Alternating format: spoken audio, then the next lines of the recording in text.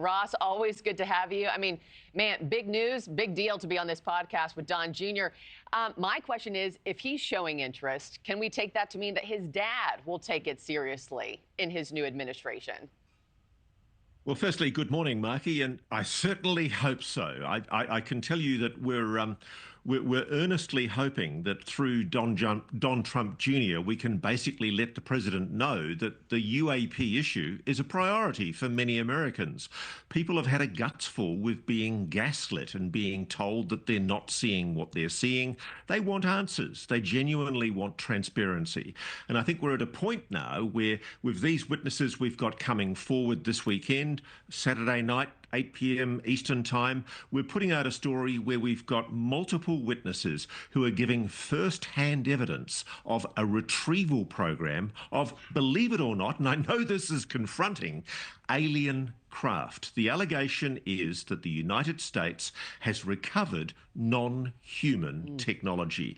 And I know that's mind-blowing, but for many Americans it will be confronting, but it's real, and it really is real. And I've been talking now for 2+ years to people who work inside this program, and they're really frustrated. They want America to know about this because they're very excited about these discoveries, and they think it's time the public knew. I mean, you broke this story, for us right here on NewsNation with your sit-down interview with David Grush. You have another big special airing this weekend that you just mentioned.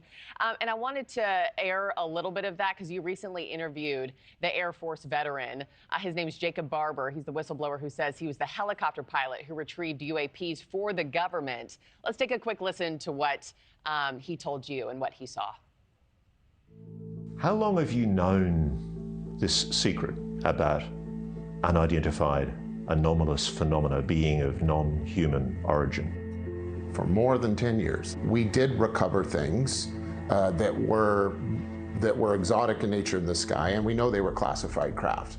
And we recovered them and took them back to where they go. Now that is clearly technology that is certainly not known. I got within 150 feet of this object. We are not alone. We are not alone.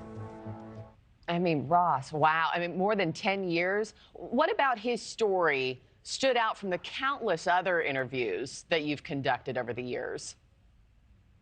It's his credibility. The man is a former Tier 1 elite military serviceman. He's worked at the highest levels of the US military. And in order to prove that, we spoke to colleagues of his who are members, or former members rather, of Delta Force, like one of the most elite military units in the US military. And they are telling us this man is an absolute straight arrow. He's decorated, he's well recognized, well respected, and more importantly, they corroborate. We have people who corroborate this man's story that he was involved in retrievals on a place he calls the Range. Out of respect to the government, he's not revealing exactly where that is, nor is he revealing the intelligence agency that he was an operative for. But basically, he's saying that for many, many years, he was working for a 3-letter intelligence agency in the United States involved in the retrieval of alien spacecraft. And the incredible thing about this, Markie, is everybody shakes their head and goes, oh, this is nonsense. Yes, this is crazy. Yeah. I know. And I thought that too when I first started investigating this, but believe me, it's true. And I find it absolutely incredible because people in uniform, people at the highest levels of the intelligence community are telling me it's time that America knew this secret. Yeah, and it's kind of like, to your point, why would these people who are so highly decorated with, such impressive resumes make any of this up? Some stunning claims. Can't wait to watch. Ross Coulthart, thank you so much, as always. A pleasure always. Thank you, Markie. See you this weekend. Thanks for watching, everybody. Go to joinnn.com to find NewsNation on your television provider. Also, don't forget to click that red subscribe button below to get more of NewsNation's fact-driven, unbiased coverage.